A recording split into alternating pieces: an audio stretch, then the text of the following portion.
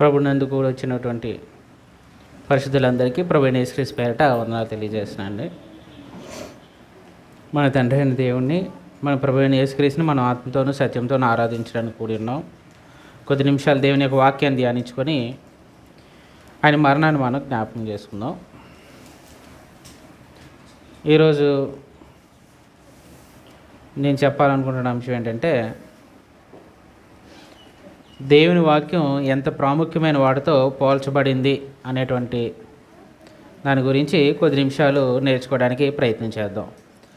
దేవుని వాక్యం ఎంత ప్రాముఖ్యమైన వాటితో పోల్చబడింది అనేది, అంటే దేవుడు మానవుని సృష్టించిన తర్వాత, తన స్వరూపమందు సృష్టించిన తర్వాత దేవుడు కోరుకున్నది ఏంటంటే, వారి దగ్గర నుంచి వారు నా ఆజ్ఞలను నా కట్టలను గైకొని ఈ భూమి మీద శాంతిగా సమాధానంగా బ్రతుకుతారు, నాకు లోబడి, నా మాటకు లోబడి బ్రతుకుతారు అనేది దేవుని యొక్క ఆలోచన. కానీ మానవుడు దేవుని యొక్క మాటను మీరి పాపం చేసి ఈ పాపపు లోకంలోనికి, పాపాన్ని ఈ లోకంలోనికి ఆహ్వానించడం ద్వారా మనుషులందరూ కూడా దేవుని మాటకు దూరం అయిపోయి బ్రతుకుతున్నటువంటి పరిస్థితుల మాట. ఇప్పుడు మనం గమనించినట్లయితే వాక్యాన్ని ఏ విషయాలతో పోల్చబడింది అనేటువంటి విషయాన్ని కనుక గమనించినట్లయితే, ఎవరికైనా గుర్తుందా బైబిల్ని, దేవుని యొక్క వాక్యాన్ని ఏ వాటితో పోల్చబడింది? ఖడ్గము, రెండంచులు గల కట్నం ఒకటి, ఇంకా దీపము, ఇంకెవరైనా చెప్పండి, ఏమైనా గుర్తుందా? మార్గము, ఓకే, మార్గంతో పోల్చబడింది. ఇంకా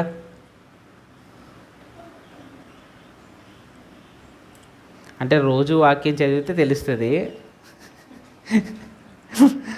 వాక్యం ఏదో జస్ట్ చదివేసి ధ్యానించకుండా ఉంటే మాత్రం మనకు అర్థం కాదన్నమాట. అంటే సుమారుగా ఒక 12 ఉన్నాయండి వాక్యాన్ని, ఒక 12తో పోల్చబడినట్టుగా మనం చూడవచ్చు. అంటే వాక్యం నీరుతో పోల్చబడిందండి.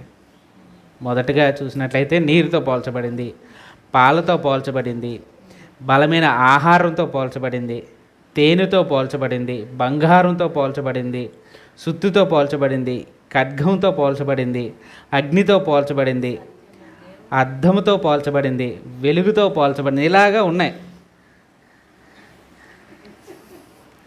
ఇన్నిటితో వాక్యాన్ని పోల్చడం అనేది జరిగిందన్నమాట. మనం వాటి గురించి కొద్ది నిమిషాలు కనుక మనం ధ్యానించినట్లయితే వాక్యంకు ఉన్నటువంటి ప్రాముఖ్యత ఏంటని తెలుస్తుంది. అంటే ఎందుకు ప్రాముఖ్యమైన వాటితో పోల్చబడింది అని అంటున్నానంటే, వాక్యం వాటితో పోల్చబడింది కాబట్టి వాటికి ఆ ప్రాముఖ్యమైన స్థానం వచ్చిందండి. అవేం ప్రాముఖ్యమైనవి కాదు, ఇప్పుడు నేను చెప్పేవేమి పెద్ద ప్రాముఖ్యమైనవి కాదు, కానీ వాక్యం వాటితో పోల్చబడింది కాబట్టి వాటికి ప్రాముఖ్యత అనేది వచ్చిందన్నమాట. అలాగే మొట్టమొదటిగా మనం గమనించినట్లయితే నీరుతో పోల్చబడింది. దీనికి సంబంధించి ఏమైనా వచనం మీకు గుర్తుందా? సింపుల్గా క్లూ ఇస్తాను, కీర్తన గ్రంథం. కీర్తన గ్రంథం మళ్ళీ అధ్యాయం కూడా 1వ అధ్యాయం 2-3 వచనాల్లో ఉంటుంది. దానికి ముందుగా యెషయా గ్రంథం 55వ అధ్యాయము, యెషయా గ్రంథం 55వ అధ్యాయము 10వ వచనం మనం చూసినట్లయితే,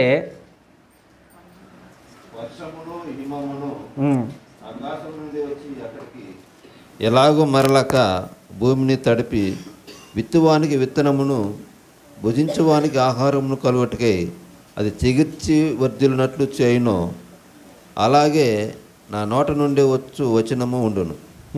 ఇక్కడ నా నోట నుండి వచ్చి వచనము ఉండును అని అంటూ, వర్షము హిమమును ఆకాశం నుండి వచ్చి అక్కడికి ఎలాగూ మరలక భూమిని తడిపి విత్తువానికి విత్తనమును, భుజించువానికి ఆహారమును కలుగుటకే అది చిగిర్చి వర్ధిల్లునట్లు చేయను అని అంటున్నాడండి. అంటే నీరు ఏం చేస్తుందంట, ఆకాశం నుంచి కానీ హిమం అంటే మంచు ద్వారా కానీ వచ్చి దాని పని ఏం చేస్తుందంట, భూమిని తడుపుతుందంట.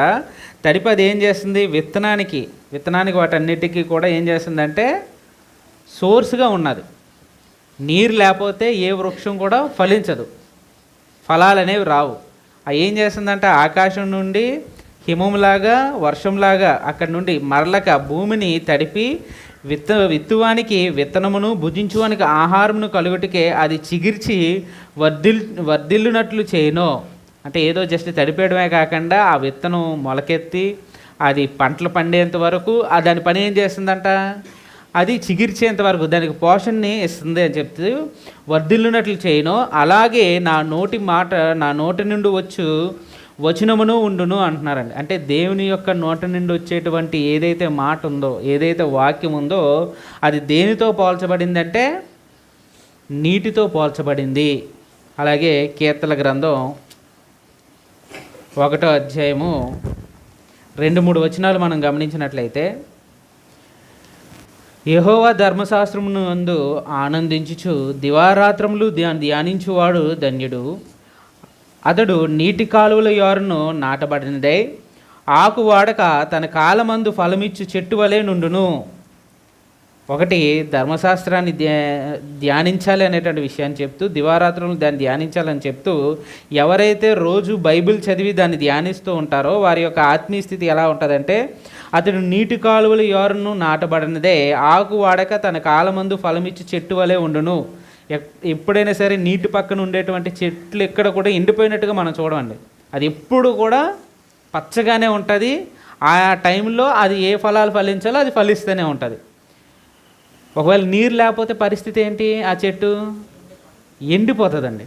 ఈరోజు వాక్యం అనేటువంటి నీరుని కనుక మనం త్రాగకపోతే మన ఆత్మీయ స్థితి కూడా ఎండిపోయేలాగే ఉంటుంది. రోజుకి ఎన్నిసార్లు మంచినీళ్ళు తాగుతారు? ఎంతసార్లు తాగుతారు కదా, ఎంత తాగుతారు కదా, ఎన్నిసార్లు తాగుతారు? అంటే అలవాటు ఉన్న వాళ్ళకైతే మంచిదే, అలవాటు లేని వాళ్ళంటే ఏదో ఒకసారి తిన్నప్పుడు ఖచ్చితంగా తాగుతాం. అంటే వాటర్ మనం ఎలాగైతే తాగుతామో అది మనకి పోషణ. నీరు లేకుండా మనిషి జీవించలేడు. నీరు తాగకపోతే ఏమవుతుంది, గొంతు ఎండిపోతుంది, మాటలు కూడా మాట్లాడలేం, నాలుక ఎండిపోతుంది మాట. సో మనిషికి నీరు చాలా ముఖ్యమైనది. మన బాడీలో ఉన్నటువంటి పర్సంటేజ్ చూసుకున్నట్లయితే వాటర్కి 75% ఉంటుందంట మన హ్యూమన్ బాడీలో. అంటే నీటికి అంత విలువ ఇచ్చారు కాబట్టి మనం నీరు లేకపోతే బ్రతకలేం. అలాగే వాక్యం మనం కనుక తీసుకోకపోతే ఆత్మీయంగా మరణించేటువంటి పరిస్థితి ఉన్నది.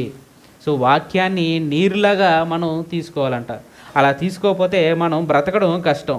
ఒక చెట్టుకి నీరు లేకపోతే ఎలా వాడిపోతుందో, మనిషికి వాక్యం కనుక అందకపోతే, వాక్యాన్ని కనుక వాడు చదవకపోతే, వాక్యాన్ని కనుక వినకపోతే వారు కూడా ఏమవుతారంటే ఆత్మీయంగా వాడిపోతారు. ఇప్పుడు అలా వాడిపోతున్న చెట్టుకి నీళ్ళు పోసామనుకోండి, ఏమవుతుంది, ఒక గంటలోనే తేడా తెలుస్తుందండి. అలా వాడిపోయిన చెట్టు కాస్త కొంచెం లెగిస్తుంది అన్నమాట. అలాగే మనం కూడా వాక్యం కనుక చదవగలిగితే అది మనలోని చాలా గొప్ప మార్పుని తీసుకొస్తుంది. అంటే వాక్యం అందరూ చదువుతున్నారా? ఇప్పుడు టాస్క్ ఇచ్చా 1 ఇయర్లోనే పూర్తి చేయండి అని చెప్పి షీట్ ఇచ్చి బైబిల్ కూడా ఇచ్చా, చదవండి అని. అంటే వాక్యం ప్రతిరోజు తీసుకోవాలండి. అంటే వాక్యం మనల్ని ఏం చేస్తుందంటే బ్రతికిస్తుంది. నీరు ఒక చెట్టుని ఎలా బ్రతికిస్తుందో వాక్యం మనల్ని బ్రతికిస్తుంది. అలా బ్రతకగలిగేటట్టుగా మనం నీరు తీసుకోవాలి. వాక్యం చదవకుండా గ్యాప్ ఇచ్చి మరలా చదివిన వాళ్ళు ఎవరైనా ఉన్నారా? నేను నా కెరియర్లో మాకు 3వ తరగతి 4వ తరగతి నుంచి వాక్యం చదవడం అలవాటు చేశారు. నా కెరియర్లో నేను ఒక 1 ఇయర్ బైబిల్ చదవాల. అంటే ఒక చర్చిలో కొన్ని సమస్యల వల్ల నాకు చర్చి విడిపోయినప్పుడు బాగా డిస్టర్బ్ అయ్యాయి అనమాట. దేవుడి మీద కోపం వచ్చేసింది. ఒక 1 ఇయర్ వాక్యం చదవాల. సరిగా ఆరాధన కూడా వెళ్ళేవాడిని కాదు. నా జాబ్ నేను చేసుకునేవాడిని అనమాట. అంటే బాగున్న సంఘం విడిపోయింది, దేవుడు ఎందుకు ఇలా చేశాడు అనే కోపం. ఆ 1 ఇయర్ తర్వాత బైబిల్ చదివినప్పుడు చాలా తృప్తిగా అనిపించిందండి, చాలా ఆనందం వేసింది మాట. అంటే ఆ వాక్యం మనలో అలాగా ఫలించేటట్టుగా దాని పట్ల మనం ఆసక్తి కలిగి ఉండాలి. నీరు లేనివాడు, ఎండిపోయేవాడికి, దాహంతో ఉన్నవాడికి నీళ్ళు ఇస్తే ఎలా తాగుతారో అలా వాక్యం చదవాలనిపించేటట్టుగా ఉంటుంది. సో వాక్యాన్ని ఎప్పుడు నిర్లక్ష్యం చేయకుండా చదవడానికి మనం ప్రయత్నం చేయాలి. అంటే వాక్యం దేంతో పోల్చబడిందంటే మొదటిగా నీరుతో పోల్చబడినట్లుగా మనం చూస్తున్నాం. తర్వాత మనం గమనించినట్లయితే వాక్యం పాలతో పోల్చబడిందండి. దీనికి సంబంధించి ఏమైనా వచనం గుర్తుందో ఎవరికైనా? 1 పేతురు 2వ అధ్యాయము 1-3 వచనాలు మనం చూసుకున్నట్లయితే,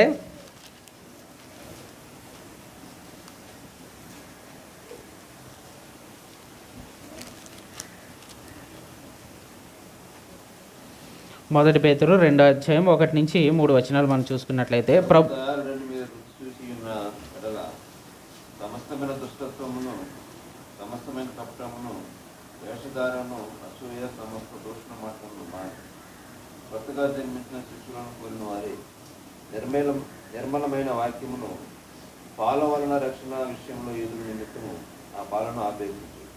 ఇక్కడ గమనించినట్లయితే ఏమంటున్నారు? ప్రభు దయాళుడని మీరు రుచి చూచి ఉన్న ఎడల సమస్తమైన దుష్టత్వమును, సమస్తమైన కపటమును, వేషధారణను, అసూయను, సమస్త దూషణ మాటలను మాని క్రొత్తగా జన్మించిన శిశువులను పోలిన వారే నిర్మలమైన వాక్యమును పాల వలన రక్షణ విషయంలో ఎదుగు నిమిత్తము ఆ పాలను ఆపేక్షించుడి. అంటే వాక్యం దేనితో పోల్చబడింది? ఇక్కడ పాలతో పోల్చబడిందండి. ఒక పుట్టిన బిడ్డకి పాలు ఎంత అవసరం అండి? పాలు లేకపోతే ఆ బిడ్డ బ్రతకడం కష్టం. ఎన్ని ఆల్టర్నేట్లు ఇచ్చినా కూడా తల్లిపాలు ఇంకా ఆరోగ్యకరమైనది. డాక్టర్స్ చెప్పేది ఏంటంటే తల్లిపాలు చాలా ఆరోగ్యకరమైనది. అంటే నిర్మలమైన పాలు అని అన్నారండి. ఆ నిర్మలమైన పాలు అనేది దేనికి వర్తిస్తుంది అంటే తల్లిపాలకి వర్తిస్తుంది అన్నమాట. అది చాలా ఆరోగ్యకరమైనది, చాలా బలమైనది. సో ఎటువంటి కలుషితం అనేది ఉండదన్నమాట. సో రక్షణ విషయమే ఎదుగు నిమిత్తము, అంటే ఆత్మీయంగా మనం ఎదగాలి అంటే మనకి పిల్లలు భౌతికంగా ఎదిగే విషయంలో పాలు ఎంత బాగా ఉపయోగపడతాయో ఆత్మీయంగా ఎదిగే విషయంలో కూడా వాక్యం అంతగా ఉపయోగపడుతుంది.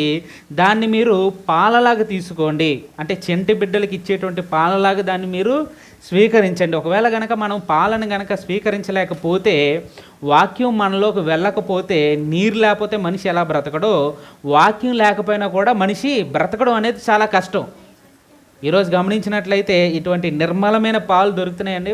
భౌతికంగా మనం వాడే ప్యాకెట్లో కూడా కల్తీ ఉంది, కెమికల్స్ ఉన్నాయి. మనిషి జనాభా ఎంత ఉంది, పశువులు ఎన్ని ఉన్నాయి లెక్కేసుకుంటే సరిపోవడం లేదండి. యావరేజ్ చూసుకుంటే ఇప్పుడు ఉన్నటువంటి సిటీ వైజ్గా కానీ స్టేట్ వైజ్గా కానీ పాపులేషను, అక్కడ ఉన్న పశువుల పాపులేషను, అటు వచ్చే పాలు ఇన్కమ్ ఏదైతే ఉందో వాళ్ళు తీసుకుంటున్నారో ఆ పాపులేషన్ అంతా చూసుకుంటే అవి కేవలం 25% మందికే సరిపోతాయి అంట. కానీ ఈరోజు 70 మొత్తం అందరికీ పాలు అనేవి దొరుకుతున్నాయి. ఎన్ని ప్యాకెట్లైనా కొనుక్కునేటట్టుగా దొరుకుతున్నాయి. అంటే ఏమవుతుంది? మారుతుంది. అందులో ఏవో కలుపుతున్నారు. నిర్మలమైన పాలు దొరకడం లేదండి. అలాగే ఈరోజు మనం కూడా ఆలోచించాల్సింది ఏంటంటే పాలు ఒక మనిషి జీవితానికి, ఒక బిడ్డకి ఎదిగే విషయంలో ఎంత ముఖ్యమో దేవుని వాక్యం కూడా అంతే ముఖ్యం. మరి నిర్మలమైన వాక్యం దొరుకుతుందా ఈరోజు? అపోస్తుల బోధ లాంటి వాక్యం దొరుకుతుందా? కలుషితమైన బోధలు దొరుకుతున్నాయండి. కలుషితమైన బోధలే ఎక్కువ ఉన్నాయండి. నిజమైన వాక్యం ఈ రోజుల్లో దొరకడం లేదు. నిజమైన వాక్యాన్ని ప్రకటించేవారు చాలా అరుదుగా ఉంటున్నారు. సో మనం క్రీస్తు సంఘంలోనికి ఉంటున్నామంటే కారణం ఏంటంటే వాక్యాన్ని వాక్యంగా చెప్తారు, అపోస్తుల బోధన అనుసరిస్తారు అనేటువంటి ఒక పేరు ఉంది. కానీ క్రీస్తు సంఘాల్లో కూడా ఎలా అయిపోయినాయి అంటే హెల్త్, వెల్త్, ప్రాస్పెరిటీ ఇవి ఎక్కువ అయిపోతున్నాయండి ప్రసంగాల్లో. నేను అందుకే సువార్థిగా నిర్ణయించుకున్న తర్వాత ఈ 3 విషయాల్ని టచ్ చేయకూడదని నిర్ణయించుకున్నా. ఆరోగ్యాన్ని గురించి కానీ, వెల్త్ గురించి కానీ, డబ్బు గురించి కానీ, ప్రాస్పెరిటీ ఆశీర్వాదాల గురించి కానీ, భూ సంబంధమైన వాటి గురించి. అంటే బైబిల్లో క్రొత్త నిబంధనలో వీటికి చాలా తక్కువ స్థానం ఇవ్వబడింది. ఆ సందర్భం వచ్చినప్పుడు వాటి గురించి చెప్తాను తప్ప మిగతా విషయాలు అటు గురించి బోధించను. క్రొత్త నిబంధనలో హెల్త్, వెల్త్, ప్రాస్పెరిటీ చాలా తక్కువగా ఉంటుంది. కానీ ధర్మశాస్త్రాన్ని పాత నిబంధనలో చూసుకున్నట్లయితే హెల్త్, వెల్త్, ప్రాస్పెరిటీ చాలా ఎక్కువగా ఉంటుందండి. అందుకే అనేక మంది సువార్థికులు, అనేకమైన సంఘాలు పాత నిబంధన ఎక్కువగా చెప్పడానికి ఇంట్రెస్ట్ చూపిస్తాయి తప్ప క్రొత్త నిబంధన ఎక్కువగా చెప్పడానికి ఇంట్రెస్ట్ చూపించదు. ఎందుకంటే బోధలో కల్తీలు అనేవి ఏర్పడ్డాయి. నిర్మలమైనటువంటి పాలు భౌతికంగా ఎలా దొరకడం లేదో నిర్మలమైనటువంటి దేవుని వాక్యము దొరకలేనటువంటి పరిస్థితిలో ఈరోజు మనం బ్రతుకుతూ ఉన్నాం. అందుకని అటువంటి పాల కోసం మనం ఏం చేయాలంట? రక్షణ విషయంలో ఎదుగు నిమిత్తము ఆ పాలను ఆపేక్షించుడి అని అంటున్నారండి. అంటే ఏమంటున్నారు? కోరుకోండి, పాలని కోరుకోండి. ఇవ్వండి అని చెప్తున్నారా, కోరుకోమంటున్నారా? అంటే సంఘంలో ఉన్నటువంటి మీరు కోరుకోవాలన్నమాట. మేము దేవుని వాక్యం వినాలి, దేవుని వాక్యం నేర్చుకోవాలి, అది మమ్మల్ని జీవింపజేస్తుంది, ఆత్మీయంగా మమ్మల్ని బలపరుస్తుంది, నిత్య రాజ్యానికి తీసుకెళ్తుంది అనే కోరిక ఎవరిలో పుట్టాలి? నీలో పుట్టాలి. చిన్న బిడ్డ ఏడుస్తూనే ఉంటాడండి, ఎందుకంటే వాడికి పాలు కావాలి. అప్పుడు తల్లి వెళ్ళి పాలనిస్తుంది. కానీ ఈ రోజుల్లో పరిస్థితి ఎలాగైపోయిందంటే రివర్స్ అయిపోయింది అన్నమాట. మేము బోధిస్తాము, మేము వాక్యం చెప్తాం, వచ్చి నేర్చుకోండి అన్నా కూడా నేర్చుకోవడం లేదు. భోజనం పెడతాం రండి అన్నా కూడా రావడం లేదు. అంటే వాక్యం మనకి ఎక్కువైపోయింది అన్నమాట. మనకు పాలు అవసరం లేదు, మన స్టేజ్ పెరిగిపోయింది. భౌతికమైనటువంటి సుఖభోగాల కోసమే చూసుకుంటున్నాం తప్ప ఆత్మీయమైనటువంటి నా జీవితానికి నేను ఆత్మీయంగా ఎదిగే విషయంలో దేవుని వాక్యం నాకు చాలా పోషణనిస్తుంది అనేటువంటి విషయాన్ని చాలామంది మర్చిపోతూ ఉన్నారు. సో అటువంటి వాక్యాన్ని దేవుడు ఎవరితో వేటితో పోల్చాడంటే నీటితో పోల్చారు, పాలతో పోల్చారు. మూడో విషయాన్ని మనం గమనించినట్లయితే బలమైనటువంటి ఆహారంతో పోల్చారంటండి. బలమైనటువంటి ఆహారం. హెబ్రీలకు రాసినటువంటి పత్రిక 5వ అధ్యాయము, హెబ్రీలకు రాసిన పత్రిక 5వ అధ్యాయం 11 నుంచి 14 వచనాలు మనం చూసుకున్నట్లయితే, ఇందును గూర్చి మేము చెప్పవలసిన అనేక సంగతులు ఉన్నవి కానీ మీరు వినుటకు మందులైనందున. హెబ్రీ 5:11 నుంచి, మీరు మందులు కాక విశ్వాసం చేత ఓర్పు చేతను 5:11 సారీ, నేను తప్పు రాదు. 5వ అధ్యాయము 11 నుంచి. ఇందును గూర్చి మేము చెప్పవలసిన అదే కదా, అదే చదవండి. ఇందును గూర్చి మేము చెప్పవలసిన అనేక సంగతులు ఉన్నవి కానీ మీరు వినుటకు మందులైనందున వాటిని విశదపరచడం కష్టం. కారణం బట్టి చూస్తే మీరు బోధకులుగా ఉండవలసిన వారు ఉండగా దేవోక్తులలో మొదటి మూల పాఠములకు ఒకడు మీకు మరలా బోధింపవలసి వచ్చాను. మీరు పాలు త్రాగవలసిన వారే కానీ బలమైన ఆహారం తినగలవారు కారు. మరియు పాలు తాగు ప్రతి వాడును శిశువే గనుక నీతి వాక్య విషయంలో అనుభవం లేనివాడై ఉన్నాడు. వయసు వచ్చిన వారు అభ్యాసం చేత మేలు కీడులను వివేచించుటకు సాధకము చేయబడిన జ్ఞానేంద్రియములు కలిగి ఉన్నారు కనుక బలమైన ఆహారం వారికే తగును. ఇక్కడ అంటే ఒక వ్యక్తి బాప్తిసం పొందిన తర్వాత ఆయనకి ఇవ్వాల్సింది ఏంటి? వాక్యం అనేటువంటి పాలు, అంటే ఫండమెంటల్స్, మూలోపదేశాలని వాళ్ళు బోధించుకుంటూ రావాలి. తర్వాత ఆ బిడ్డ ఎదుగుతున్న కొలది, అంటే 1 సంవత్సరం అయ్యేలోపు ఏం చేస్తారు? కొంచెం సాలిడ్ ఫుడ్ అనేది అలవాటు చేస్తారు. ఒక 3 సంవత్సరాలు వచ్చిన తర్వాత మామూలుగా మనం ఏం తింటామో అది కూడా పిల్లలు తినగలిగేటట్టుగా ఉంటారు. అంటే ఒక ఏజ్, అంటే పెరిగే విషయంలో పాలు కొంతవరకు పనిచేస్తాయి. తర్వాత బలమైనటువంటి ఆహారం అనేది ఇవ్వాల్సినటువంటి పరిస్థితి ఉంటుంది. ఈరోజు మనం గమనించినట్లయితే అటువంటి బలమైన ఆహారం విషయంలోని చాలామంది నిర్లక్ష్యం చూపిస్తున్నారన్నమాట. అక్కడ రాయబడిన మాట మనం గమనించినట్లయితే, కాలం బట్టి చూస్తే మీరు బోధకులుగా ఉండవలసిన వారే ఉండగా దేవోక్తుల్లో మొదటి మూలపాఠములు ఒకడు మీకు మరలా బోధింపవలసి వచ్చును. మీరు పాలు త్రాగవలసిన వారే కానీ బలమైన ఆహారము తినగలవారు కారు. అంటే సంఘంలో ఎదుగుతూ వాక్యాన్ని చదవకుండా, వాక్యాన్ని కనుక మనం నేర్చుకోకుండా ఏదో ఆదివారం వచ్చి ఆదివారం వెళ్ళిపోతున్నాము అనుకోండి, నేనేదో ఆత్మీయంగా బాగా ఎదిగిపోయాను అని నేను ఫీల్ అవుతున్నానే తప్ప నా పరిస్థితి ఎలాగుందంట? పాలు తాగే స్టేజ్లోనే ఉన్నారు. ఓ 10 ఏళ్ళు వచ్చిన తర్వాత కూడా పాలు తాగుతున్నారు అనుకో, ఒక 20 ఏళ్ళు వచ్చిన తర్వాత కూడా పాలు తాగుతున్నారు అనుకో, వాళ్ళని చూస్తే ఏమనిపిస్తుంది అండి? అరే ఇంకా చిన్నపిల్లడు అనుకుంటున్నావా ఏంటి, ఇంకా పాలు తాగుతున్నావు, అన్నం తినవా అని చెప్పి వాళ్ళని మందలిస్తాం. అలాగా మన ఆత్మీయ స్థితి ఎలా ఉండాలంటే ఎదిగేటట్టుగా ఉండాలి. ఒక స్టేజ్లో పాలు మనకి ఎంత అవసరమో వాక్యం పాలలాగా తీసుకుంటున్నాం. బేసిక్గా సంఘంలో ఎదిగే కొలిది వాక్యాన్ని ఆహారంలో భుజించాలంటాను. అలా తీసుకునేటువంటి స్థాయి ఈరోజు చాలామందికి లేనటువంటి పరిస్థితుల్లో ఉంది. ఇంకా ఫండమెంటల్స్ దగ్గరే ఉంటున్నాం. ఇంకా చిన్న చిన్న ప్రశ్నలకు కూడా మనం సమాధానాలు చెప్పలేకపోతున్నాం. వాక్యాన్ని అర్థం చేసుకోలేకపోతున్నాం. 10 ఆజ్ఞలు చెప్పగలరా? కొండ మీద ప్రసంగంలో ఉన్నటువంటి ధన్యత వాక్యాలు అందరికి వచ్చా? ఎంతమందికి వచ్చు? చెయ్యెత్తి ఎక్కడ అడిగేస్తారని. అంటే ఇంకా పాలు తాగే స్టేజ్లోనే ఉన్నామండి. ఇంకా బలమైన ఆహారం నాకు కావాలి. కొంతమంది ఎలా తయారవుతారంటే కూర్చొని ఏంటి ఇది విన్నదే చెప్తారు, మాకు విన్న పాఠాలే చెప్తారు. ఎందుకే చెప్తున్నాం అంటే వింటున్నారు తప్ప దాన్ని పాటించడం లేదు. ఎవరైతే పాటిస్తారో అప్పుడు దానికి నెక్స్ట్ క్లాస్కి తీసుకెళ్తాం. 1వ తరగతి ఉన్నోడికి 10వ తరగతి ఎగ్జామ్ పేపర్ ఇస్తే ఏం చేస్తాడు? వాడికి అర్థం కాదు. సో సంఘ పరిస్థితిని బట్టి, సంఘంలో ఉన్నటువంటి దీన్ని బట్టి ఏం చెప్పాలంటే, వాళ్ళకి ఏది వాళ్ళ జీవితంలోని మార్చుకోగలుగుతారో, ఏ విషయంలో వారు ఎదగగలుగుతారో ఆ ఎదిగే వరకు చెప్తూనే ఉండాలండి. షర్ట్ వేసుకోవడం వచ్చేంత వరకు షర్ట్ వేసుకోవడం గురించి చెప్పాలి, నేర్పించాలి. చిరాకు పడితే నా కొడుకు ఎన్నిసార్లు నాకు ఇలా చెప్తాను, చిరాకు పడితే లేదు నువ్వు వేసుకునేంత వరకు నేను చెప్తా, బటన్స్ ఎలా పెట్టుకోవాలి, షర్ట్ ఎలా వేసుకోవాలి. అది ఎలా ఉంటుందంటే మనం బోర్ కొడతామట. ఎప్పుడు వినే పాఠాలే వింటున్నాం కానీ వాటిని ఆచరిస్తున్నామా, వాటి ప్రకారం జీవిస్తున్నానా, ఆ పాఠం నాలో ఏమైనా మార్పుని తీసుకొచ్చిందా, అప్పుడు ఇంకొక పాఠానికి ఇంకొంచెం ఏదైనా ఎదిగేటట్టుగా ఆత్మీయంగా ఎదిగడం కోసం అపేక్షించాలి తప్ప, లేదంటే మన పరిస్థితి ఎలాగుందంటే ఇంకా మూలోపదేశాలు ఒకడు వచ్చి బోధిస్తే అది వినేవారంగానే ఉన్నాం తప్ప మనం ఏదో బలమైన ఆహారం తీసుకోవడం లేదు. ఇంకా పాలనే మనం అపేక్షిస్తున్నాం, పాలనే మనం త్రాగుతున్నాం అన్నారండి. మరియు పాలు త్రాగు ప్రతివాడును శిశువే గనుక నీతి వాక్యములో అనుభవ జ్ఞానం లేనివాడై ఉన్నాడు.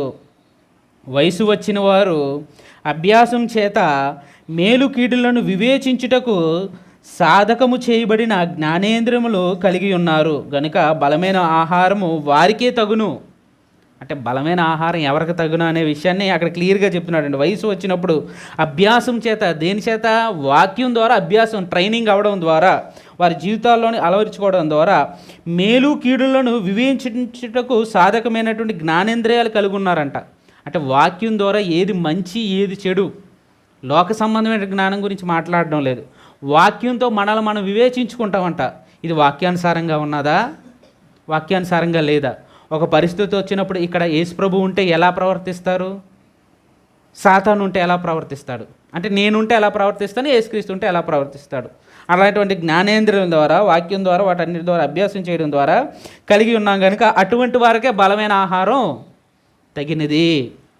ఈరోజు మనం బలమైన ఆహారం తీసుకునే స్థాయిలో ఉన్నామా, ఇంకా పాలు తాగేటువంటి స్థాయిలో ఉన్నామా? ఎందుకంటే ఆహారం కూడా చాలా కల్తీలు అయిపోయాయి. కల్తీలు లేని ఆహారం ఏదైనా ఉన్నదా? బియ్యం కూడా పాలిష్ చేసి ఇచ్చేస్తున్నారు. సో కల్తీ లేనిటువంటి బలమైన ఆహారం తీసుకోగలిగేటట్టుగా ఉండాలి. ఎవరైనా జాబులు చేస్తే ఈ కల్తీ పనులు చేసేటువంటి ఏమైనా ఉద్యోగాలు ఉంటే మానేయండి. చాలా కల్తీలు ఉన్నాయండి. అంటే అందులో ఆ పాపంలో మనం దిగద్దు, అలాంటి ఆ పాప పనులు చేయొద్దు. కల్తీ లేని ఏదైనా ఉందంటే, ఏదైనా వ్యాపారం ఉన్నా కల్తీ లేనిది ఏదైనా ఒక ఉద్యోగం ఉందంటే అటువంటి వాటిని ఎంచుకోండి తప్ప ఇలాంటి కల్తీ ఉండే వాటిని మనం చేయకుండా ఉండాలి. సో పాలతో పోల్చబడింది, బలమైనటువంటి ఆహారంతో పోల్చబడింది. ఎందుకు? అది మనల్ని బలపరచడం కోసం. ఎందుకోసం? అది మనల్ని ఆత్మీయంగా బలపరచడం కోసం అది మనకి ఉపయోగపడుతుంది. తర్వాత మనం గమనించినట్లయితే ఆహారం దేనితో, వాక్యం దేనితో పోల్చబడిందంటే తేనెతో పోల్చబడిందండి. కీర్తనల గ్రంథం 19వ అధ్యాయము 10వ వచనం.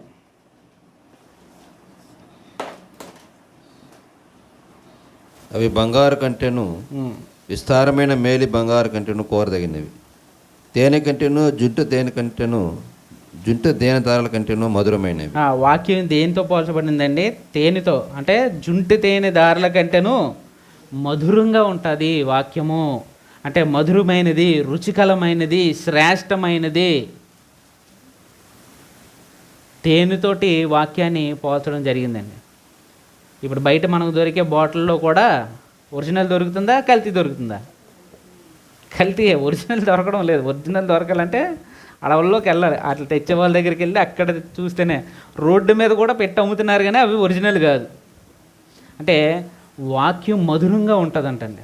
ఎప్పుడైతే వాక్యానుసారంగా జీవిస్తారో, వాక్యం మనలో ఫలిస్తుందో అది ఎలా ఉంటుందంటే మధురంగా అనిపిస్తుందంట. ఆత్మీయంగా మనల్ని బలపరిచేటట్టుగా ఉంటుందంట, తృప్తిగా ఉంటుందంట. ఎవరికైనా బైబిల్ చదివినప్పుడు అలా తృప్తిగా అనిపించినటువంటి సందర్భాలు ఏమైనా ఉన్నాయా? ఎప్పుడైనా బాధలో ఉన్నప్పుడు వాక్యం చదివినప్పుడు వాక్యం ఎప్పుడైనా మనల్ని బలపరిచిందా? మనకి ఏదైనా కష్టం వస్తే, ఏదైనా బాధ వచ్చినా, సంతోషం వచ్చినా ఎవరికి మొదట చెప్పుకోవాలంటే దేవునికి చెప్పుకోవాలండి. దేవుడు మనతో మాట్లాడతాడండి వాక్యంతో. కానీ మనం వాక్యం దగ్గరికి వెళ్ళడం లేదు. నాకు బాధ వస్తే నేను ఒక స్టేటస్ పెట్టాలి, లేదు ఒకరికి ఫోన్ చేసి చెప్పాలా, వాళ్ళ దగ్గర అన్నీ చెప్పుకోవాలా. మన బాధలు కష్టాలు చెప్పుకుంటే తీరుతాయి అని అంటారు కానీ తీరదండి. మనం చులకన అవుతాం అవతల వాళ్ళ దగ్గర. ఎప్పుడవుతాం అంటే వాళ్ళకి మనకు బాగున్నప్పుడు పర్లేదు, వాళ్ళకి మనకి ఏదైనా తేడా అయింది అనుకోండి మనల్ని చాలా చులకనగా చూస్తారు. మనకి ఏదైనా బాధలు కష్టాలు ఉన్నాయంటే ఎవరితో పంచుకోవాలంటే వాక్యంతో, అంటే దేవునితో చెప్పుకోగలిగితే దేవుని వాక్యం మనల్ని ఆదరిస్తుంది, మనల్ని హెచ్చరిస్తుంది, మనల్ని దండిస్తుంది, మనకు బుద్ధి చెప్తుంది, మనకి బలమైన ఆహారంగా పనిచేస్తుంది, బలమైనటువంటి పాల్లాగా పనిచేస్తుంది. వాక్యం అంత శ్రేష్టమైన వాటితో పోల్చబడింది. తేనెలాగా రుచికరంగా ఉంటుందంట. అంటే మొదట చెప్పినటువంటి 4 విషయాలు ఏవైతే నీరు ఉన్నాయో, పాలు, బలమైన ఆహారం, తేనె, ఈ 4 కూడా దేనికి సంబంధించిందంటే జీవనాధారానికి సంబంధించినవండి. భౌతికమైనటువంటి జీవనాధారానికి సంబంధించినవి. వీటి తర్వాత దేనితో పోల్చబడిందంటే బంగారంతో పోల్చబడింది. ఇప్పుడు చదివిన దాంట్లోనే ఉంది బంగారం. అంటే ఎప్పుడైతే ఒక మనిషి భౌతికంగా తృప్తి కలిగి ఉంటాడు, భౌతికంగా కడుపు నిండుతుందో అప్పుడు ఏం కోరుకుంటాడంటే బంగారాన్ని కోరుకుంటారు. మనం తినడానికి తిండి లేకుండా ఇంట్లో బంగారం కోరుకోలేం కదా. అంటే బంగారం చాలా విలువైనది. భౌతికంగా మనం చూసుకున్నట్లయితే బంగారం చాలా విలువైనది. బంగారం కోసం గోల్డ్ స్కీములు కట్టే వాళ్ళు ఉన్నారా? కడతాం. దేనికి? అదొక అసెట్ లాగా ఉపయోగపడుతుంది. సమాజంలో ఆ బంగారానికి విలువ ఉంది కాబట్టి అది ధరించడం ద్వారా మనకేమొస్తుంది? మనల్ని కూడా ఒక గౌరవంగా చూస్తారు. అవునా కదా? గోల్డ్ని చెత్తలా చూసే వాళ్ళు ఎవరైనా ఉన్నారా? ఎందుకంటే దాని విలువ ఎప్పుడు దానికి ఉంటుందండి. బంగారానికి ఎప్పుడు విలువ ఉన్నది. అందుకనే దేవుడు ఏం చేశారంటే బంగారం లాంటి విలువ గలదే చెప్తున్నాడండి. అవి బంగారం కంటేను విస్తారమైన మేలిమి బంగారం కంటేను కోరదగినది అని అంటున్నాడండి. బంగారము మేలిమి బంగారం అని అంటారు. అంటే బంగారంలో కూడా క్యారెటీస్ ఉంటాయి కదా. ఏంటారు అది? 22 క్యారెట్స్, 24 క్యారెట్స్ అంటే ఉంటాయి. నెంబర్లు బట్టి దానికి ఒక వాల్యూ ఉంటుందండి. 18 అంటే నాకు అందులో ఏ నెంబర్కి ఎంత ఉంటుందో నాకు తెలియదు, మీకు తెలుస్తుంది ఆడవాళ్ళకి ఏది క్యారెట్. ఇందులో పుటం వేయని బంగారం అని ఒకటి ఉంటుందండి. అంటే బంగారాన్ని 7 సార్లు కరిగిస్తే లాస్ట్ ఒక క్వాలిటీ వస్తుందంట. అది పుటం వేయబడిన బంగారం అంటే అది చాలా కాస్ట్లెస్ట్ బంగారం అంట. అది పట్టుకుంటే ఇరిగిపోతుంది. ఇంకా అంటే ఈ బంగారం స్ట్రాంగ్గా ఉండడం కోసం ఇందులో కొంత కలుపుతారు, తెక్కండా ఉండడం కోసం. పుటం వేయడం బంగారంలో అది కూడా ఉండదంట. అది చాలా కాస్ట్లీ అన్నమాట. అలా మేలిమి బంగారం కంటే కోరదగినది ఏది? కోరదగినది దేవుని వాక్యం కోరదగినది అంట. ఒక బంగారం సంపాదించడం కోసం మనం ఎలాగైతే దానికోసం కష్టపడతామో, దానికోసం ఎలా సేవింగ్స్ చేస్తామో, దేవుని వాక్యం అంతకంటే కోరదగినదిగా మీరు ఆసక్తి చూపించండి. దాన్ని ధరించే విషయంలో మీరు చూపించే ఆసక్తి, సమాజంలో మనకు వచ్చే రెస్పెక్ట్, ఇవన్నీ ఆలోచిస్తున్నాం కదా. దేవుని వాక్యాన్ని కనుక నేను ధరించుకోగలిగితే, దేవుని వాక్యం కనుక నాలో ఉండగలిగితే సమాజంలో నాకు ఒక గుర్తింపు ఉంటుంది. సమాజంలో నన్ను అందరూ గౌరవిస్తారు. ఎందుకంటే వాక్యం మనల్ని నీతిగా న్యాయంగా బ్రతికేటట్టుగా చేస్తుందండి. ఎవరైతే నీతిగా న్యాయంగా ఉంటారో వాళ్ళకి ఎప్పుడు కూడా రెస్పెక్ట్ అనేది ఉంటుంది. వస్తువులను బట్టి ఇచ్చే రెస్పెక్ట్ వేరు, ఒక మనిషి క్యారెక్టర్ని బట్టి ఇచ్చే రెస్పెక్ట్ వేరండి. కొంతమంది ఇప్పుడు అబ్దుల్ కలాం ఉన్నాడు, ఆయన ఏమైనా కోటీశ్వరుడా? ఆయనకున్న నాలెడ్జ్ అండి, ఆయనకున్న క్యారెక్టర్. కొంతమంది గొప్ప గొప్ప వ్యక్తులు ఉన్నారు, వాళ్ళ దగ్గర డబ్బులు లేకపోయినా వారి యొక్క క్యారెక్టర్ని బట్టి వారికి చాలా మంచి ఇది వస్తుంది. సో పద్మభూషణ్, పద్మశ్రీ కొన్ని అనౌన్స్ చేస్తూ ఉంటారు. ఎప్పుడైనా చూసారా టీవీల్లో? వాళ్ళు చూస్తే ఎక్కడో పల్లెటూరులో ఏదో చిన్న చిన్న పనులు చేసుకుంటూ ఉంటారండి. వాళ్ళకి డబ్బు ఉన్నదని ఇవ్వలేదు. వాళ్ళ క్యారెక్టర్, వాళ్ళు చేసే పని, సమాజం కోసం వాళ్ళకి పడేటువంటి కష్టాన్ని బట్టి రికగ్నైజ్ చేసి ఇస్తున్నారండి. సో మనం ఏం కోరుకోవాలంటే ఈ భౌతిక సంబంధమైన బంగారం ఎంత విలువిస్తున్నామో దానికంటే కోరదగింది ఏంటంటే దేవుని వాక్యము. ఆ బంగారాన్ని ఆఖరికి ఎలా పోల్చబడిందంటే మనం చూసుకున్నట్లయితే పరలోక రాజ్యం కూడా బంగారంతో పోల్చబడిందండి. అక్కడ ఉన్నటువంటి ఇల్లు కానీ రోడ్లు కానీ అన్నీ బంగారంతో. ఎందుకంటే దానికి ఒక విలువ ఉంది, ఆ విలువతో పోల్చారన్నమాట. దానికంటే కోరదగినదిగా దేవుని వాక్యం ఉంది. కాబట్టి ఆ వాక్యానికి మనం ప్రాధాన్యత ఇద్దాం, ఆ వాక్యాన్ని నేర్చుకోవడానికి ఆసక్తి చూపిద్దాం, ఆ వాక్యం ప్రకారం బ్రతకడానికి మనం ప్రయత్నం చేయాలి. తర్వాత మనం గమనించినట్లయితే 6th పాయింట్ మనం గమనించినట్లయితే దేంతో పోల్చబడిందంటే సుత్తితో పోల్చబడిందండి. వాక్యము సుత్తితో పోల్చబడింది. ఇర్మియా గ్రంథం 23వ అధ్యాయము 29వ వచనం. ఇర్మియా 23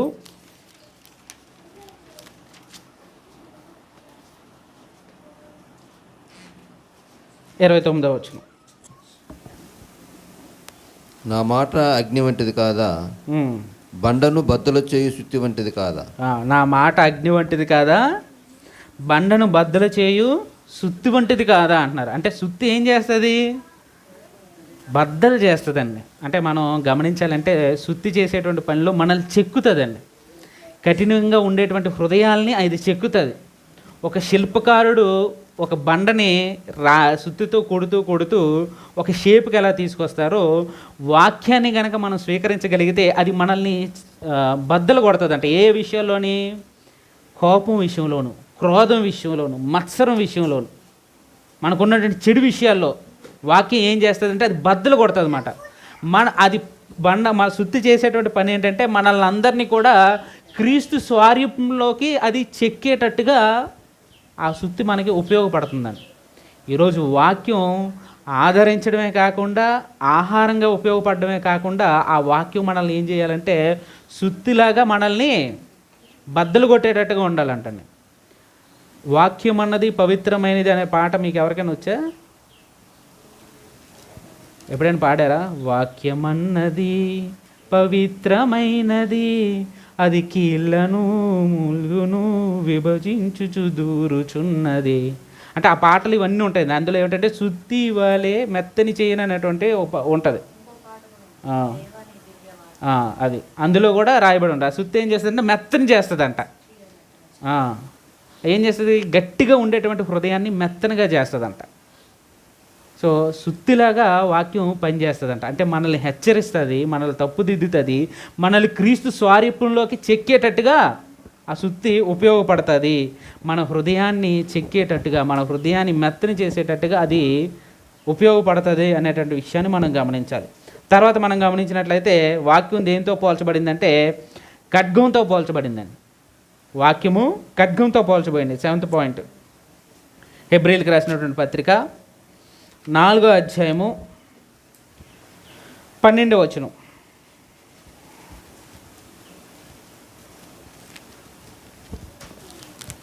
అనగా దేవుని వాక్యము సజీవమై బలము గలదై రెండంచులు గల ఎటువంటి ఖడ్గము కంటేను వాడిగా ఉండి ప్రాణాత్మలను కీలను మూలలను విభజించున్నంత మట్టుకు దూరుచు హృదయం యొక్క తలంపులను ఆలోచనను శోధించుతున్నది. ఇక్కడ వాక్యాన్ని ఖడ్గంతో పోల్చబడింది. ఎందుకనగా దేవుని వాక్యము సజీవమై బలము గలదై, అంటే దేవుని వాక్యం సజీవం అంటే బ్రతికున్నది, బలం గలదై, రెండంచులు గల ఎటువంటి ఖడ్గము కంటేను వాడిగా ఉండి.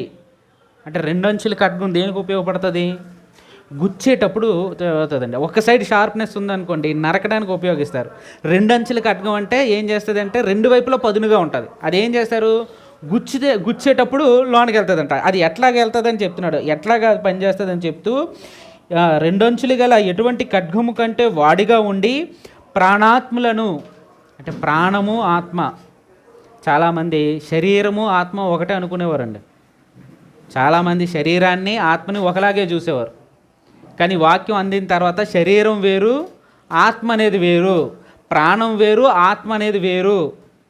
ఆత్మ దేవుని దగ్గర నుంచి వచ్చింది దేవుని దగ్గరికి వెళ్తుంది, శరీరం ఏమవుతుంది? భూమిలోకి వెళ్తుంది అనేది మనకు అర్థమైందండి. అది ప్రాణాత్మల్ని ఏం చేస్తుందంట? అది ప్రాణాత్మలను, తర్వాత కీలను మూలుగులను విభజించు మట్టుకు దూరుచు. అంటే ప్రాణం వేరు, ఆత్మ వేరు. నీ జీవితం శరీరం సంబంధించింది కాకుండా ఆత్మీయంగా బ్రతకాలి. తర్వాత కీళ్ళను మూలుగులను అంటే అవి చాలా బలంగా ఉండేటువంటిదండి. ఆటలు కూడా అందులో నుంచి కూడా వెళ్తూ ఏం చేస్తుందని చెప్తున్నాడు. కీలను మూలుగును విభజించు మట్టుకు దూరుచు హృదయం యొక్క తలంపులను ఆలోచనలను శుద్ధి చేయుచున్నది. శోధించుచున్నది. అంటే మన హృదయంలో పుట్టేటువంటి తలంపులు కానీ ఆలోచనలు కానీ అది ఏం చేస్తుందంటే శోధిస్తుందంట. నువ్వు ఆలోచించే ఆలోచన ఇది మంచిది కాదు, ఇది వాక్యానుసారమైనది కాదు, నీకు వచ్చే కోపం కరెక్ట్ అయింది కాదు. మన ఆలోచనలు, మనకు వచ్చే తలంపులు శోధిస్తుందంట, పరిశీలన చేస్తుందంట. ఏది మంచి ఏది చెడు అనేది మనకి వివేచన కలుగజేస్తుంది. అంటే ఎప్పుడైతే వాక్యాన్ని వింటామో, వాక్యాన్ని స్వీకరిస్తామో, వాక్యానుసారంగా బ్రతుకుతామో, ఆ వాక్యం మనల్ని ఏం చేస్తుందంటే వాక్యానుసారంగా బ్రతికేటట్టుగా ప్రతి విషయాన్ని, ప్రతి సందర్భాన్ని వాక్యంతో పోల్చి చూస్తుంది అన్నమాట. ఇగో లోకం ఏం చెప్తుందంటే పగ తీర్చుకోమంటుంది, వాక్యం ఏం చెప్తుందంటే నిన్ను క్షమించమంటుంది. నువ్వేం చేస్తావు? మనల్ని శోధిస్తూ ఉంటుందంట. మనల్ని సన్మార్గంలో నడిచేటట్టుగా, ఒక మంచి మార్గంలో నడిచేటట్టుగా మనల్ని ఏం చేస్తుందంటే మన హృదయాల్ని అది శోధిస్తుంది అనేటువంటి విషయాన్ని చెప్తున్నారండి. అంటే వాక్యం రెండంచులు కలిగినటువంటి ఖడ్గం. ఆ ఖడ్గం అనేది దేవుని వాక్యం మనల్ని కొన్నిసార్లు హట్ చేస్తుంది. కొన్ని ప్రసంగాలు మనల్ని హట్ చేసేటట్టుగా ఉంటాయి. ఈయనేంటి నన్ను టార్గెట్ చేశారు? నో.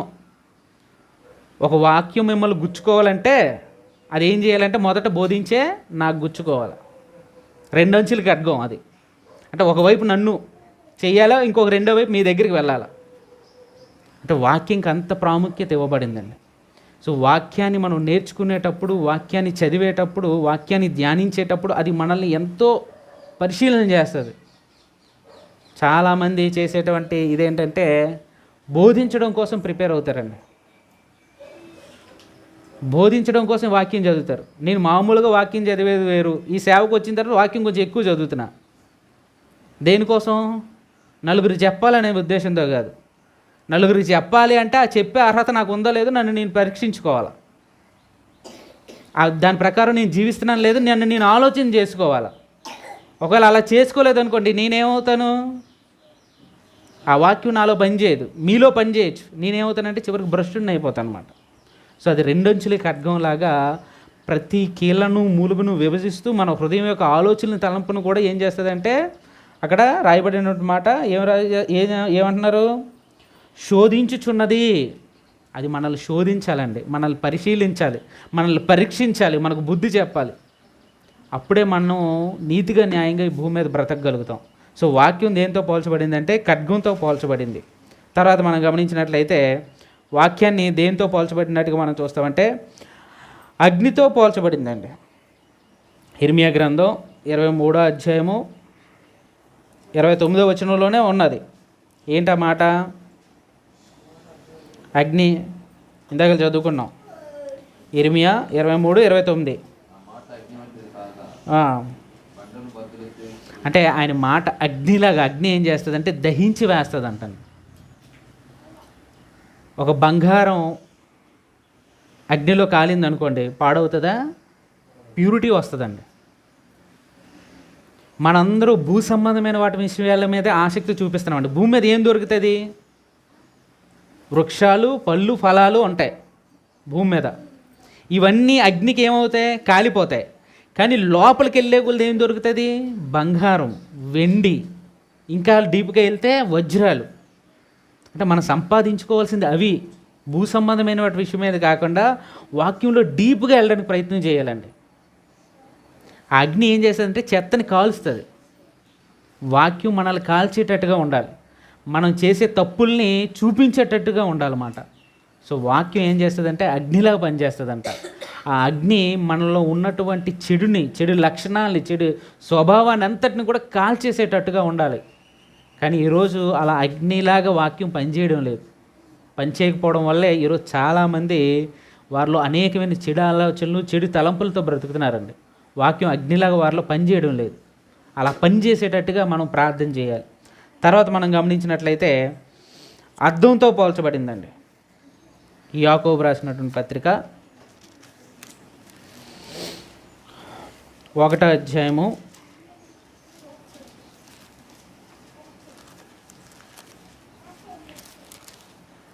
22-23 వచనాలు మనం చూసుకున్నట్లయితే, మీరు వినువారు మాత్రమై ఉండి మిమ్మల్ని మీరు మోసపుచ్చుకొనకుండా వాక్య ప్రకారం ప్రవర్తించువారినై ఉండుడి. ఇక్కడ మీరు వినువారు మాత్రమే ఉండి మిమ్మల్ని మీరు మోసపుచ్చుకొనకుండా వాక్యం ప్రకారం ప్రవర్తించువారే ఉండుడి. ఎవడైనా వాక్యమును వినువాడై ఉండి దాని ప్రకారము ప్రవర్తింపిన వాడైతే వాడు అద్దంలో తన సహజ ముఖమును చూచుకొను మనసును పోలి ఉన్నాడు. అంటే వాడు ఎలా ఉన్నాడంట?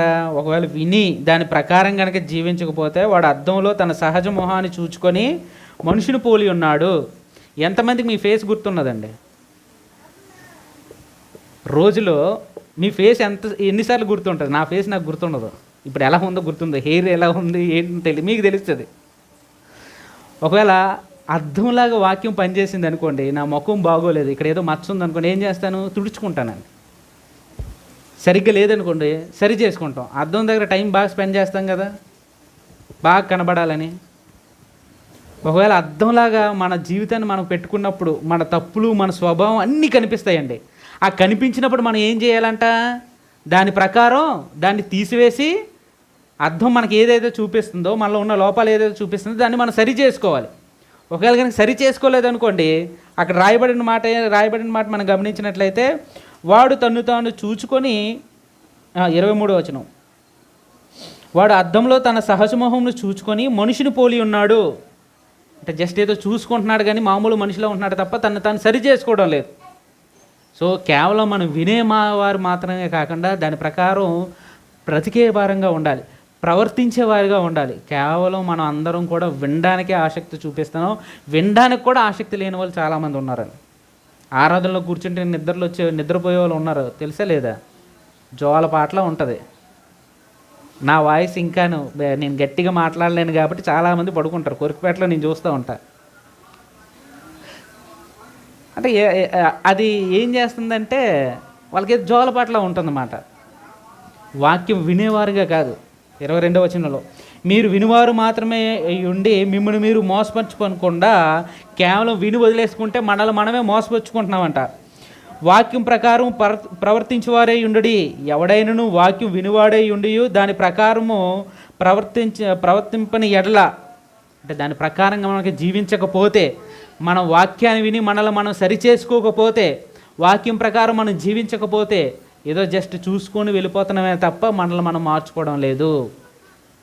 అవతల వాళ్ళని ఎక్కువగా చూస్తామండి. అవతల వాళ్ళ ఫేసులు బాగా గుర్తుంటాయి, కానీ మనకు గుర్తుండాల్సింది ఏంటంటే మనం గుర్తుండాలి, మన స్వభావం గుర్తుండాలి. మన అవతలవాడిలో తప్పులు ఎక్కువ ఎతుకుతున్నాం తప్ప మనలో ఉన్న తప్పుల్ని మనం ఎతకడం లేదు.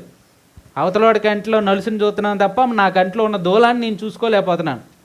సో అది అర్థంలాగా మనల్ని ఏం చేస్తుందంటే చూపిస్తుందండి.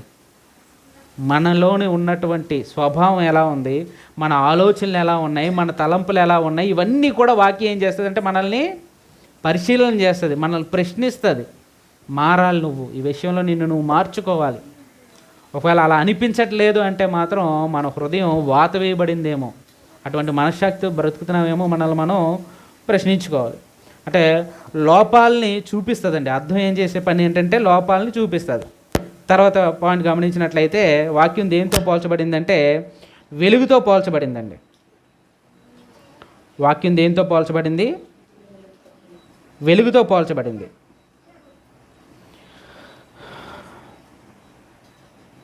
కీర్తన 119, 105వ వచనం.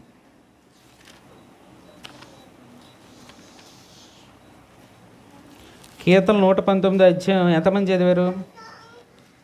ఎవరైనా చదివారా 119 అధ్యాయం? ఇందులో ఒక 2 వచనాలు తప్ప మిగతా వచనాలన్నీ కూడా వాక్యం గురించి మాట్లాడి ఉన్నాను నేను. కీర్తన 119 ఒక 2 వచనాలు తప్ప మొత్తం అంతా కూడా వాక్యం గురించే ఉంటుందండి. 176 వచనాలు ఉన్నాయండి. అందులో 119, 105.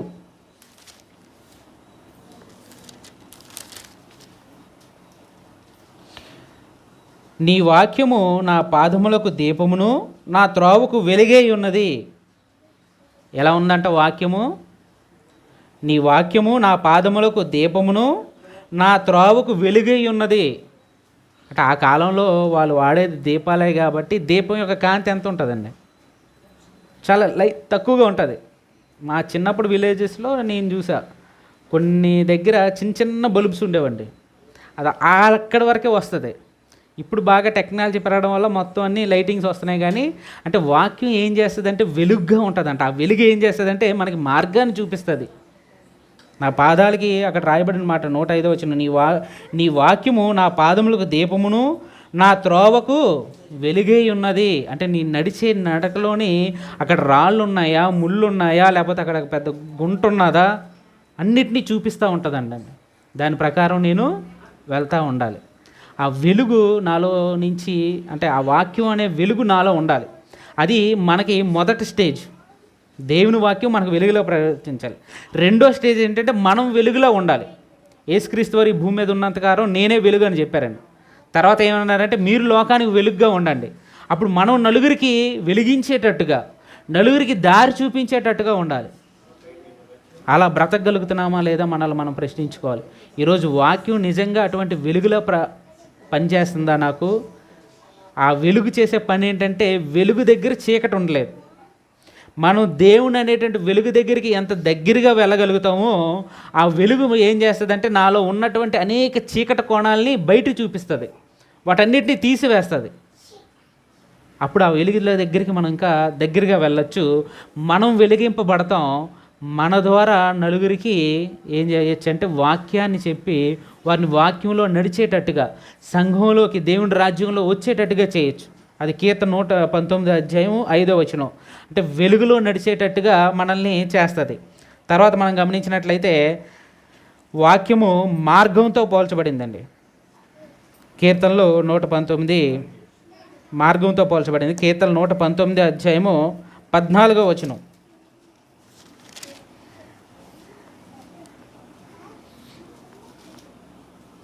సర్వసంపదలు దొరికినట్లు నీ శాసనముల మార్గమును బట్టి నేను సంతోషించుచున్నాను. ఏమన్నాడండి? సర్వసంపదలు దొరికినట్లు. ఏ సర్వసంపదలు దొరికినట్లు? నీ శాసనముల మార్గమును బట్టి, దేవుని వాక్యాన్ని బట్టి, ధర్మశాస్త్రాన్ని బట్టి సర్వసంపదలు దొరికినట్లు నీ శాసన మార్గం బట్టి నేను సంతోషిస్తున్నాను. ఆ మార్గంలో నేను జీవించడం ద్వారా నాకేం జరుగుతుందంటే సంతోషం కలుగుతుందంట, ఆనందం కలుగుతుందంట. ఎవరైతే దేవుని వాక్యాన్ని స్వీకరిస్తారో, దేవుని వాక్యాన్ని చదువుతారో వాళ్ళందరికీ కూడా ఏం చేస్తుందంటే సంతోషం కలుగుతుందండి. అందుకే పౌలు అంటాడు, ఆనందించుడి, ఎల్లప్పుడూ ప్రభువునందు ఆనందించండి. ఎందుకు ఆనందం అని రాయబడినప్పుడు చెరలో ఉన్నాడండి. ఏంటి ఆనందం? శరీరం నాకు కృషించిపోతున్నా, బాహ్య పురుషుడు కృషిస్తున్నా, అంతరంగ పురుషుడు దినదినము అభివృద్ధి చెందుతున్నాడంట. అంటే ఆత్మ దేవునితో సహవాసం కలిగి ఉండగలిగినట్లయితే, మన ఆత్మ క్రీస్తుతో సహవాసం కలిగి ఉన్నట్లయితే ఎల్లప్పుడూ సంతోషిస్తామంట. అలా సంతోషించేటట్టుగా మనం బ్రతకాలి అని అంటున్నాడు. తర్వాత 32వ కూడా ఒక మాట రాయబడి ఉంటుంది. నా హృదయమును నీవు విశాలపరిచినప్పుడు నేను నీ ఆజ్ఞల మార్గమున పరిగెత్తెదను. నా హృదయాన్ని నీవు విశాలపరిచినప్పుడు నేను నీ ఆజ్ఞల మార్గమును ఏం చేస్తానంట? పరిగెడతామంట. అంటే వాక్యానుసారంగా మనం పాకే స్థితిలో ఉన్నామా, నడిచే స్థితిలో ఉన్నామా, పరిగెత్తేటువంటి స్థితిలో ఉన్నామా? ఎక్కడికి పరిగెడతాం? జీవ కిరీటం వైపు పరిగెడతామండి. జీవ కిరీటాన్ని సంపాదించడం కోసం, పరలోక రాజ్యాన్ని స్వతంత్రించుకోవడం కోసం నీతి న్యాయాలతో మనం పరిగెత్తే వారంగా ఉండాలనేది చెప్తూ ఉన్నాడు. అంటే మార్గంతో పోల్చబడింది.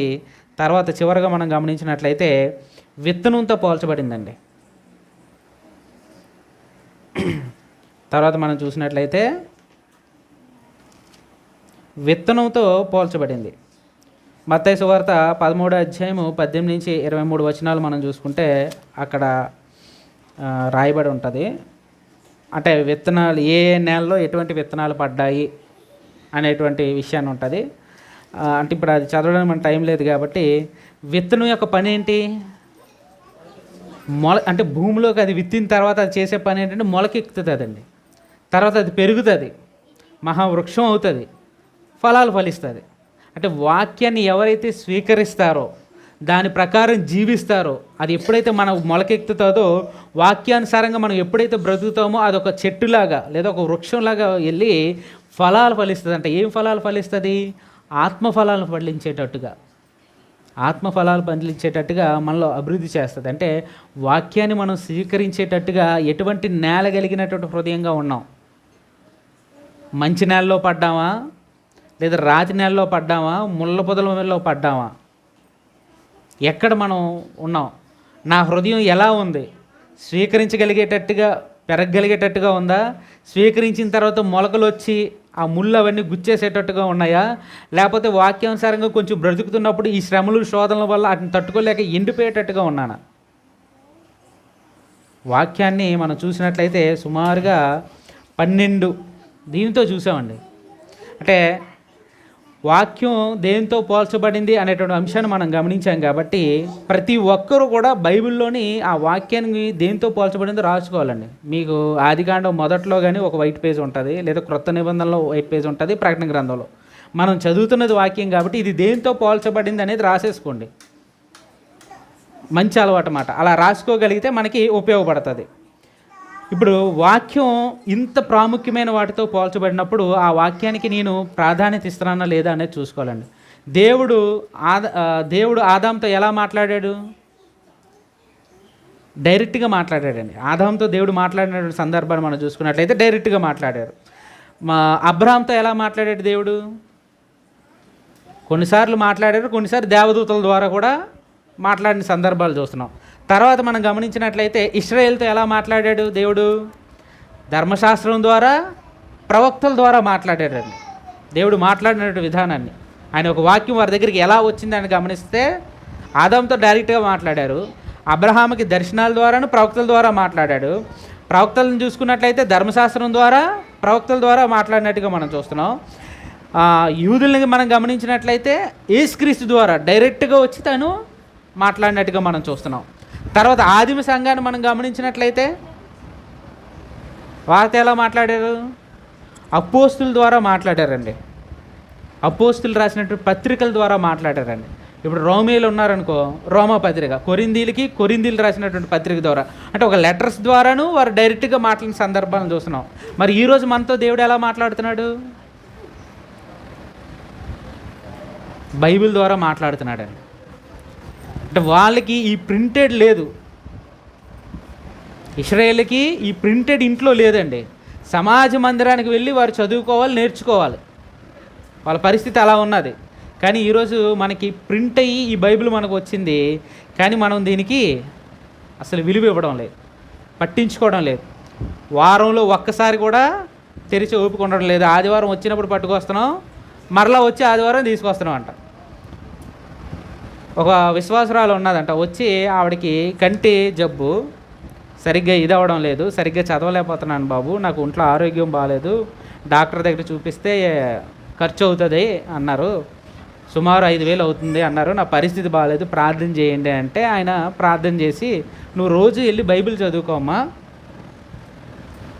దేవుడు నీకు సహాయం చేస్తాడు అన్నాను. వారం 5 వల్ల వచ్చిందంట. వచ్చి బాబు అదే పరిస్థితులు చెప్తుందంట, నువ్వు వాక్యం చదువుకో, నీ సమస్యలన్నీ తీరబడతాయని. అలా నెల అయిపోయింది, 2 నెలలు అయిపోయిందంట, తీరడం లేదు.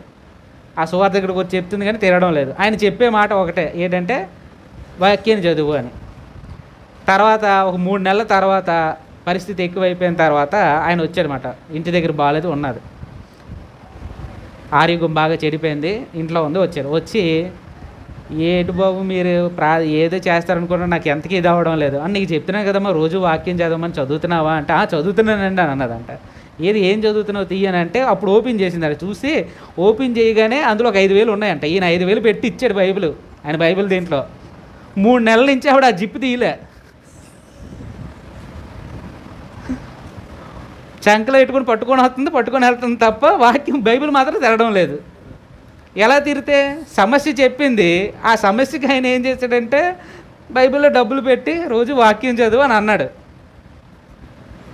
అందరూ ఉన్నారు కాబట్టి ఇంత ఉన్నానని చెప్పకుండా నువ్వు వాక్యం చదువు అన్నాడు. ఆవిడ ఏం చేసింది? వాక్యం అంటే బైబిల్ తెరవడం లేదన్నమాట. ఈరోజు చాలామంది పరిస్థితి అలాగే ఉన్నదండి. మొదట్లోనే చాలామంది కొరుకుపేటలోనైతే కిటికీల దగ్గర బైబిల్స్ అలా ఉండేవండి. తిట్టాను నేను.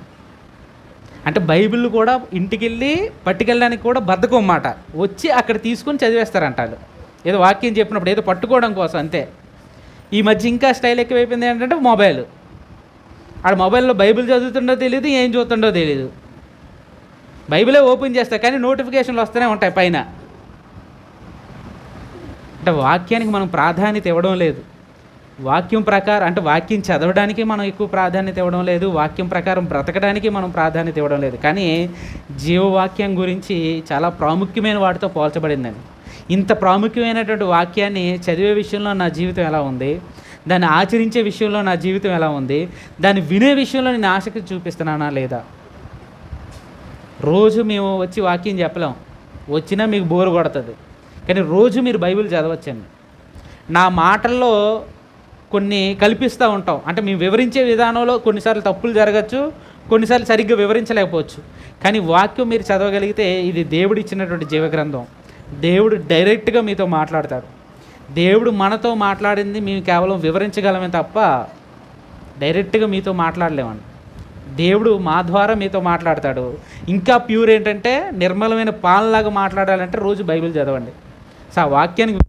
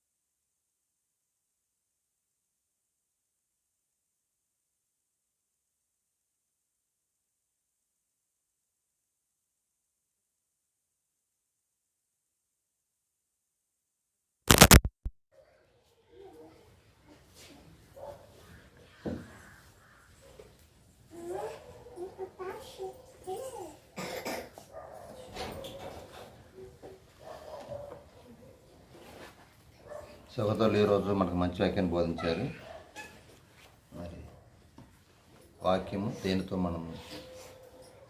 దేనితో పోల్చినారనే దాని గురించి మొత్తం 12 విధాలుగా పోల్చినట్టుగా మనకు అనేక రెఫరెన్స్ల ద్వారా మనకు బోధించారు. మంచి వాక్యాన్ని బోధించిన సహోదరులు క్రీస్తునామమున వందనాలు. మనకి ఇప్పుడు ప్రభుబల కార్యక్రమము, ఈ కార్యక్రమాన్ని మన మధ్య ఉన్న సహోదరులు సాత్విక్ జరిపిస్తారు. రొట్టె కొరకు సహోదరులు జాన్సన్, ద్రాక్షరసం కొరకు సహోదరులు డానియల్ సిద్ధంగా ఉండాలని కోరుతున్నాం. పాట నంబర్ 117 పాడుకున్నాం.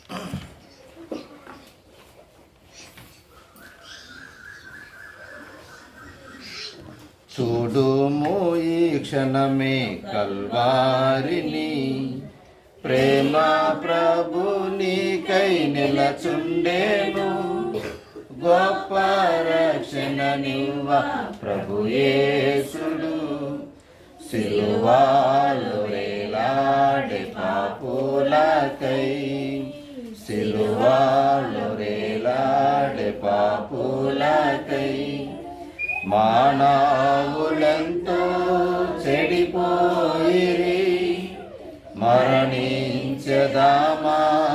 తలపోయక, మానవులెంతో చెడిపోయిరి, మరణించదామాని తలపోయక, ఎరుగారు మరణము నిక్కమని, నరకమున్నదని వారెరుగారు, చూడుము ఈ క్షణమే కల్వారిని, ప్రేమ ప్రభు నీకై నిలచుండెను, గొప్ప రక్షణ నివ్వ ప్రభు యేసుడు, సిలువలో వేలాడే పాపులకై, సిలువలో వేలాడే పాపులకై, ఇహమందు నీకు కలవానియు, చనిపో సమయాన వెంటరావు, ఇహమందు నీకు కలవానియు, చనిపో సమయాన వెంటరావు, చనిపోయినను నీవు లేచేదావు, తీర్పుండదని ఎరుగు ఒక దినమున, చూడుము ఈ క్షణమే కల్వారిని, ప్రేమ ప్రభు నీకై నిలచుండెను, గొప్ప రక్షణ నివ్వ ప్రభు యేసుడు, సిలువలో వేలాడే పాపులకై, సిలువలో వేలాడే పాపులకై, మనలాను ధనవంతులుగా చేయను. దారిద్రుడాయేను మన ప్రభువు, మనలాను ధనవంతులుగా చేయను. దారిద్రుడాయేను మన ప్రభువు, రక్తము కార్చెను పాపులకై. అంగీకరించుము క్రీస్తేసుని, చూడుము ఈ క్షణమే కల్వారిని. ప్రేమ ప్రభునికై నిలచుండెను, గొప్ప రక్షణ నివ్వా ప్రభు యేసుడు. సిలువలో వేలాడే పాపులకై, సిలువలో వేలాడే పాపులకై. సిలువపై చూడగా ప్రియుని, ఆ ప్రేమకై నీవు ఏమిత్తువు. సిలువపై చూడగా ప్రియుని, ఆ ప్రేమకై నీవు ఏమిత్తువు. అర్పించుకోనీదు జీవితము, ఆయన కొరకై జీవించుము. చూడుము ఈ క్షణమే కల్వారిని. ప్రేమ ప్రభునికై నిలచుండెను, గొప్ప రక్షణ నివ్వా ప్రభు యేసుడు. సిలువలో వేలాడే పాపులకై, సిలువలో వేలాడే పాపులకై.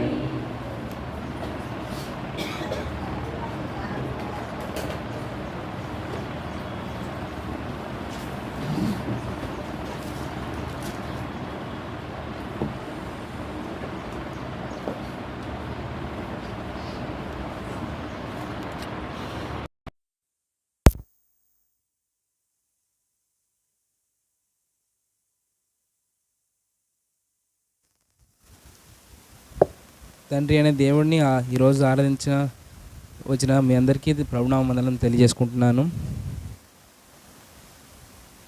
ప్రభు యొక్క మరణాన్ని జ్ఞాపకం చేసుకునే ముందు మరి కొన్ని వచనాలు చదువుకొని ప్రభు యొక్క మరణాన్ని జ్ఞాపకం చేసుకుందాం. 1 కొరింథీయులకు రాసిన పత్రిక 11వ అధ్యాయం 23వ వచనం నుంచి చదువుకుందాం. నేను మీకు అప్పగించిన దానిని ప్రభువెలా పొంది తిని, ప్రభువైన యేసు తాను అప్పగింపబడిన రాత్రి ఒక రొట్టెని ఎత్తుకొని కృతజ్ఞతల స్తుతులు చెల్లించి దానిని విరిచి, ఇది మీ కొరకైన నా శరీరము, నన్ను జ్ఞాపకం చేసుకొనుటకై దీన్ని చేయడని చెప్పాను. మన మధ్య ఉన్న సహోదరులు జాన్సన్ గారు వచ్చి ప్రభు యొక్క రొట్టెల కొరకు, ప్రభు యొక్క శరీరం కొరకు ప్రార్థన చేయవలసింది కోరుచున్నాను.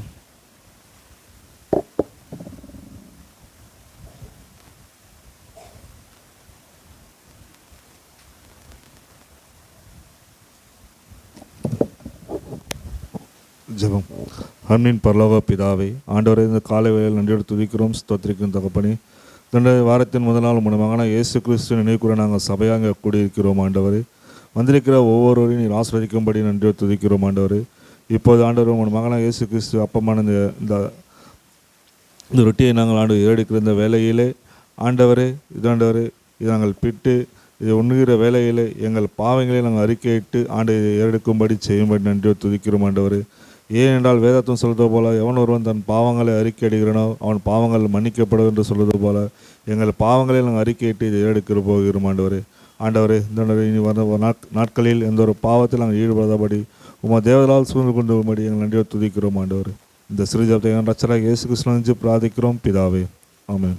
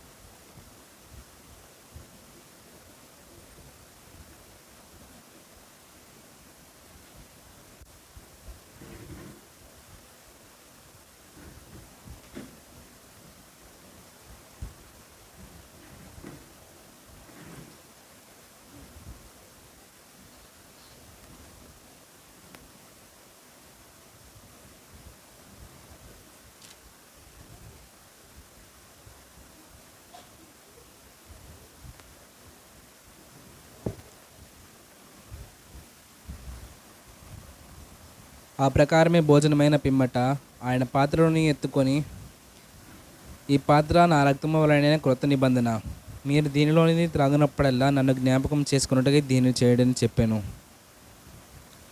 ప్రభు యొక్క రక్తము కొరకు సోదరు దానియేలు గారు వచ్చి ప్రార్థన చేయవలసిన కోరుచున్నాను.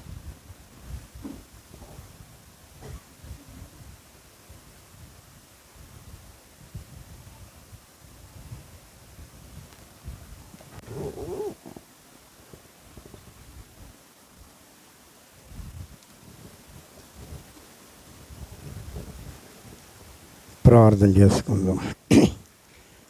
మమ్మల్ని మిక్కులుగా ప్రేమించిన మా పరలోక తండ్రి, ఏ దినంనైనా పరిశుద్ధ దినంనైనా నీ సన్నిధానంలోనైనా మేము చేరి ఉన్నాం నా తండ్రి.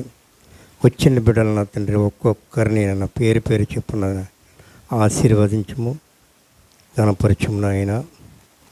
అదేవిధంగా నా తండ్రి సహోదరు చెప్పిన వాక్యం పట్టణం నా తండ్రి ఎంతో లోతైన విషయాలు నా తండ్రి.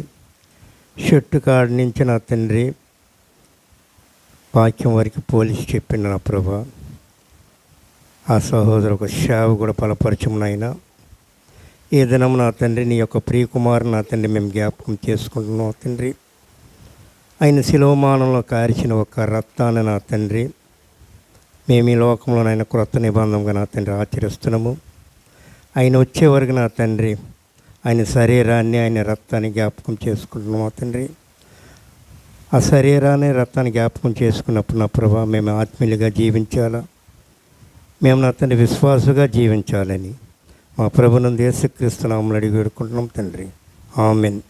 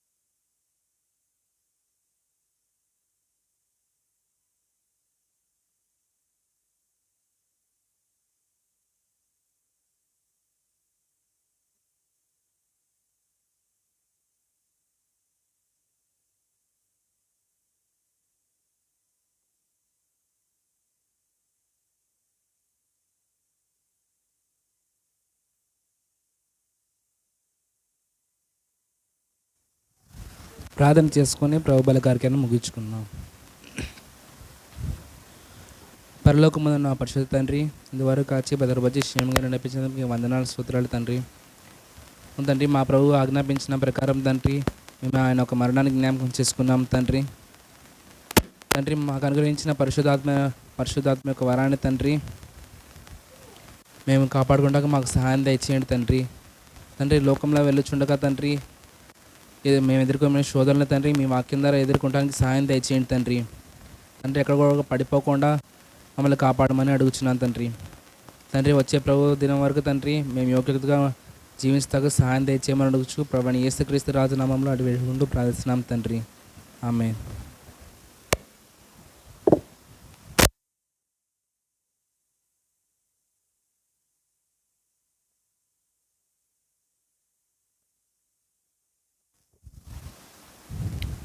కొన్ని హెచ్చరికల ద్వారా ప్రోబల కార్యక్రమం జరిపించిన సహోదరులకి, పంచిపెట్టడానికి సహకరించిన సహోదరులకి క్రీస్తునామమున వందనం తెలుపుకుంటున్నాము.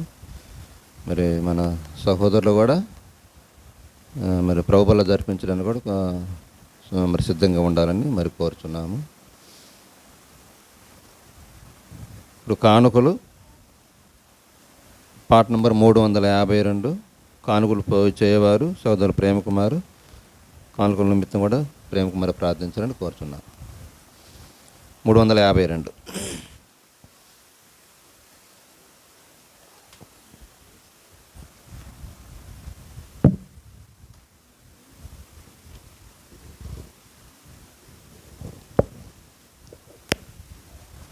కానుకల పాత్ర కరమును తాకంగా కలువారి ప్రేమాను కొలవేసి నీవు కాడు ప్రేమ నొలకించు పెదవులనే కాక కనపరచుము నీ ప్రేమ కానుక రూపమున కనపరచుము నీ ప్రేమ కానుక రూపమున కలవారలేనా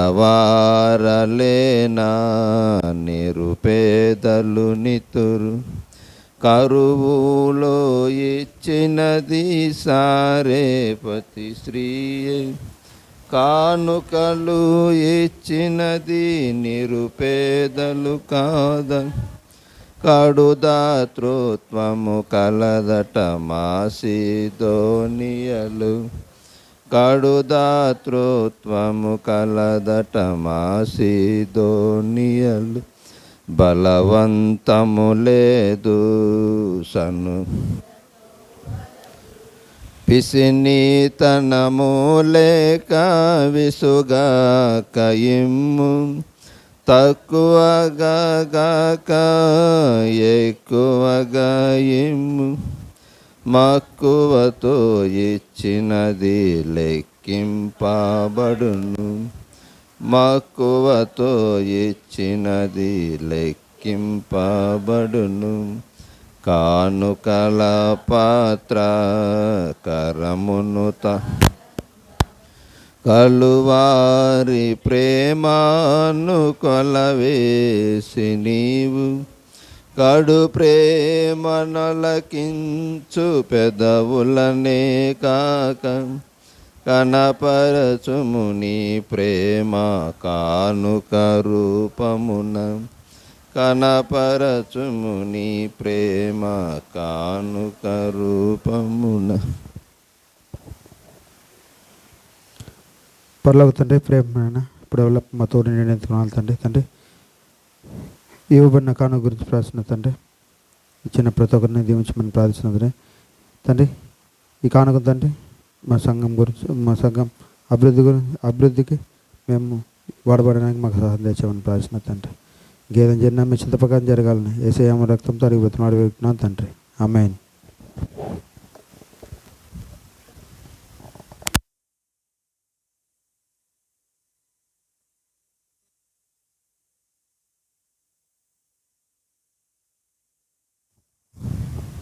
కానుకలు పోగు